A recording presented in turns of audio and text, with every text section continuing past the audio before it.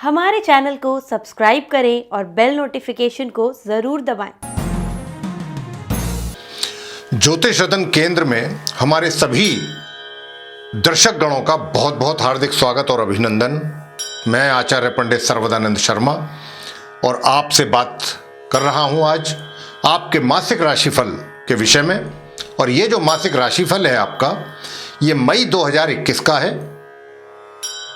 तो वर्तमान में गोचर पे जो ग्रहों की स्थिति बन रही है उसके आधार पर आप 12 राशियों के जो जातक हैं उनको किस किस प्रकार के प्रभाव जीवन में अपने इस मई के महीने में देखने में आएंगे, इसकी चर्चा हम आपसे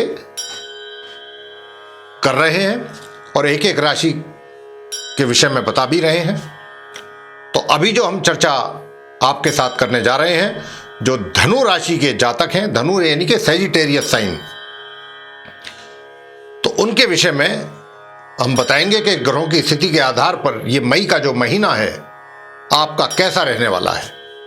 तो सर्वप्रथम हम आपके व्यवसाय से आरंभ कर रहे हैं कि आपका कार्य क्षेत्र, आपका व्यवसाय, चाहे आप रोजगार में हैं या फिर व्यापार में, ये माह आपके लिए कैसा रहने वाला है।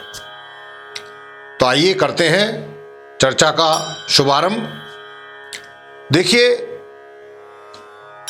धनु राशि के जो जातक हैं उनको सबसे पहले तो यही बता दें कि आपके ऊपर शनि की 7.5 का पूरा पूरा प्रभाव बना हुआ है और ये अंतिम चरण है शनिदेव का जो आपके ऊपर चल रहा है।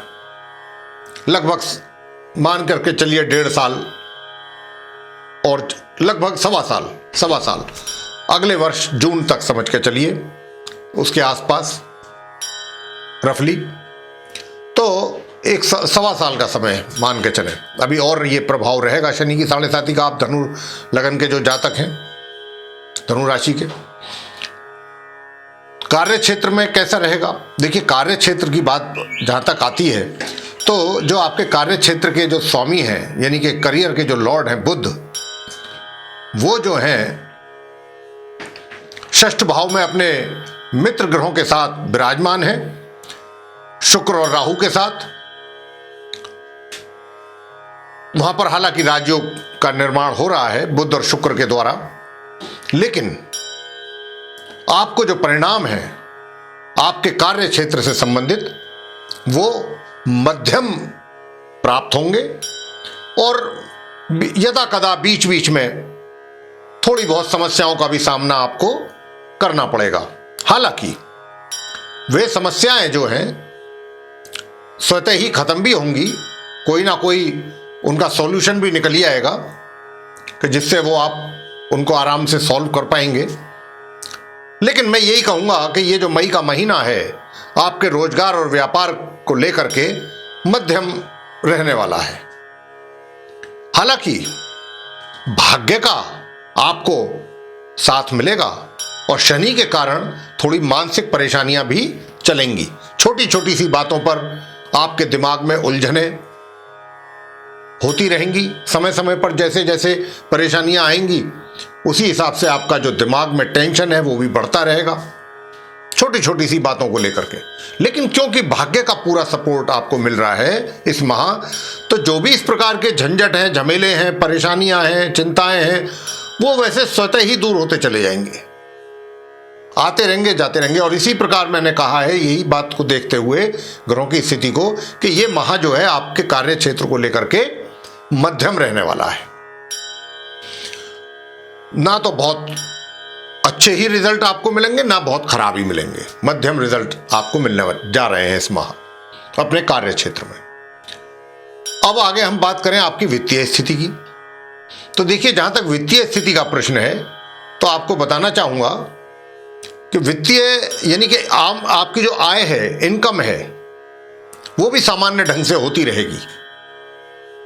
उसमें थोड़ा बहुत आगे पीछे हो सकता है पैसे के आगमन में, लेकिन आपको पैसा आपके हाथ में आएगा और पैसे के बगैर कोई काम भी आपका नहीं रुकेगा इस माह। उतना पर्याप्त मात्रा में पैसा आपको हाथ में आता रहेगा, जितना कि आपकी रिक्वायरमेंट होती है एज यूजुअल।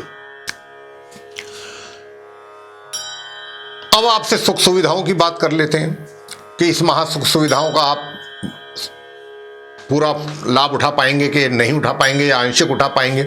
देखिए, जहां तक आप सुख सुविधाओं की बात है तो सुख सुविधाओं का भी आप जो है लाभ सामान्य रूप से ले पाएंगे। सामान्य रूप से प्रेम संबंध किस प्रकार के रहेंगे? देखिए, प्रेम संबंधों की आपको बताना चाहेंगे कि प्रेम संबंध यानी कि अगर आपका कोई प्रेमी मित्र है, चाहे वो फीमेल है चाहे मेल है, तो उसके साथ आपके प्रेम संबंध आगे की ओर बढ़ेंगे।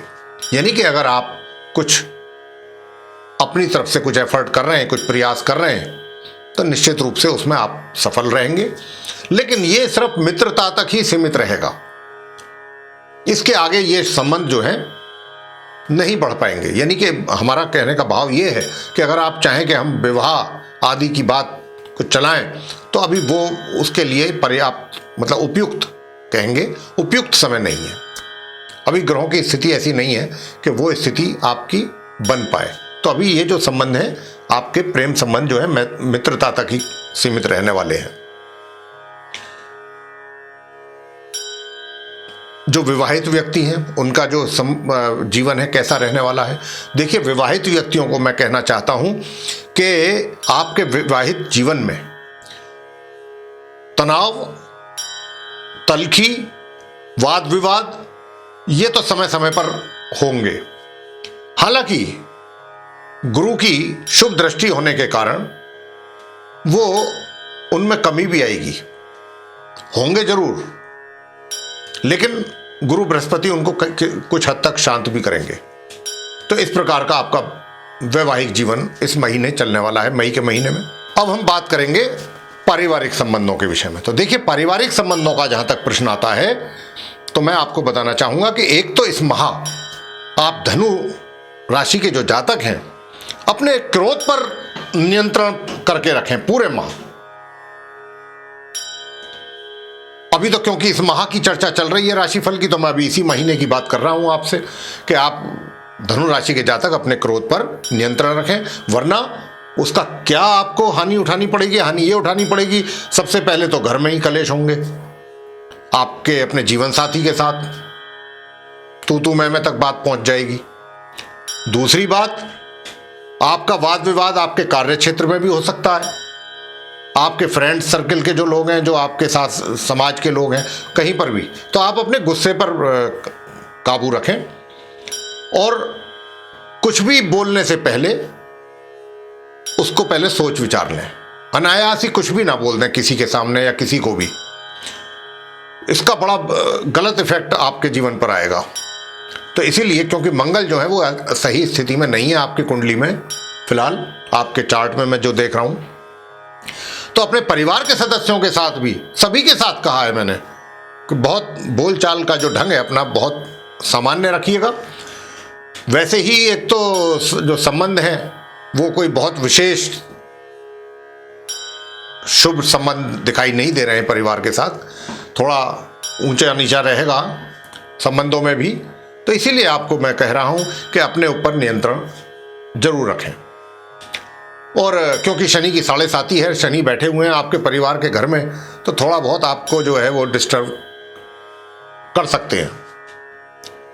और मंगल की स्थिति भी ऐसी ही है, तो मंगल भी नहीं चाहते कि आपके संबंध कहीं भी किसी के साथ भी अच्छे बने रहें। तो इसीलिए आपसे कह रहे हैं, उपाय भी बताएंगे आपको हम अंत में।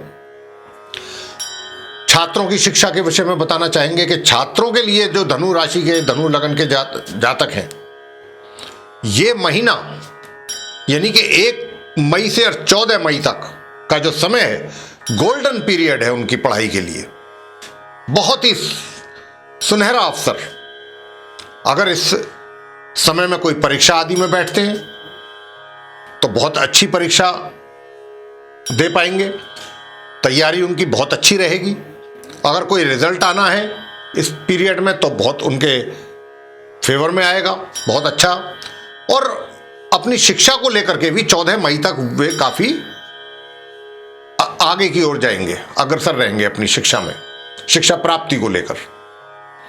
14 मई से और माह के अंत तक आपको थोड़ा सा ध्यान रखना पड़ेगा, अपनी शिक्षा की ओर गंभीर होना पड़ेगा। लेकिन 14 मई तक का समय, जैसा मैंने कहा, सुनहरा अवसर है आप छात्रों के लिए। अब जो संतान है, संतान के विषय में भी बताना चाहेंगे कि संतान जो है, माता पिता को अपनी संतान के द्वारा बहुत ही शुभ परिणामों की प्राप्ति होने वाली है 14 मई तक। 14 मई से और माह के अंत तक परिणाम सामान्य रहेंगे, सामान्य या सामान्य से थोड़ा सा ऊपर, इस प्रकार के परिणाम रहेंगे। लेकिन नकारात्मक परिणामों की कोई संभावना दिखाई नहीं दे रही है इस माह, तो इस बात से आप निश्चिंत रहिए। स्वास्थ्य कैसा रहेगा देखिएगा, जब 14 मई को सूर्य अपनी राशि परिवर्तन करके अपनी शत्रु राशि वृषभ में प्रवेश करेंगे, तब से लेके और माह के अंत तक आपको रखना होगा अपने स्वास्थ्य का विशेष ध्यान, क्योंकि जो आपका स्वास्थ्य का घर है वहां पर सूर्य देव का प्रवेश होगा, और जब उनका प्रवेश होगा तो वहां जाकर के पितृदोष का निर्माण होगा, और जब पितृदोष का होगा निर्माण तो आपके कार्य क्षेत्र में भी विरोधी आपके ऊपर हावी होने की कोशिश करेंगे। अगर कोई कोर्ट कचहरी का कोई चल रहा है मसला, उसमें भी 14 मई के बाद समस्याएं आपको ज्यादा अधिक आएंगी। और समस्याएं आना तो एक बात है, मामले सुलझ नहीं पाएंगे तो परेशानी इस बात को लेकर के अधिक रहेगी। 14 मई से पहले पहले अगर आप कुछ कर सकते हैं, कोर्ट कचहरी से संबंधित अपने कुछ करवा सकते हैं तो अच्छा रहेगा, आपके हक में रहेगा। 14 मई से अगर डेट ऊपर निकल गई तो फिर वो परिणाम आपके फेवर में या तो नहीं आएंगे या फिर वो उलझे रहेंगे।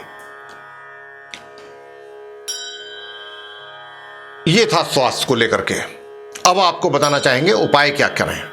देखिए, सबसे पहला उपाय करें, क्योंकि शनि की 7.5 है तो शनि देव के मंदिर में जाएं प्रत्येक शनिवार को संध्या के समय, और वहां पर सरसों के तेल का जलाएं दीपक, और वहीं पर बैठ करके पश्चिम की ओर को मुंह करके आप शनि स्तोत्र का पाठ करें। शनि के मंत्रों का जाप कर सकते हैं, कुछ भी आप कर सकते हैं, जो भी आपका जैसी आपकी भावना है। मंत्र करना चाहें मंत्र कर सकते हैं, शनि स्तोत्र करना चाहें शनि स्तोत्र, शनि चालीसा चाहें शनि चालीसा, जैसा आप चाहें कर लें। और दूसरा उपाय क्या करें, मंगलवार के दिन आप हनुमान जी की प्रतिमा के सामने मिष्ठान का भोग लगाएं, बूंदी का या बेसन के लड्डुओं का, साथ में सरसों के तेल का, जिसको हम कड़वा तेल कहते हैं, उसका दीपक अवश्य जलाएं। और वहीं पर बैठ करके, वहीं पर उसी स्थान पर बैठ करके आपने हनुमान स्तोत्र का पाठ करना है। हनुमान स्तोत्र नहीं कर सकते हैं तो कम से कम हनुमान चालीसा, बजरंग बाण, हनुमान अष्टक ये अवश्य करें, वरना तो हनुमान स्तोत्र करना चाहिए आपको। और क्योंकि कोर्ट कचहरी से संबंधित भी समस्याएं आ रही हैं, लोन वोन से संबंधित भी दिक्कतें आएंगी, जिनके साथ लोन वगैरह का है उनको भी 14 मई के बाद दिक्कतें आएंगी। तो मैं तो कहता हूं कि आप उन पर चोला चढ़ाएं प्रत्येक मंगलवार को, और राम रक्षा स्तोत्र का पाठ भी करें मंगलवार को। मंगलवार को जितनी हनुमान जी की भक्ति करेंगे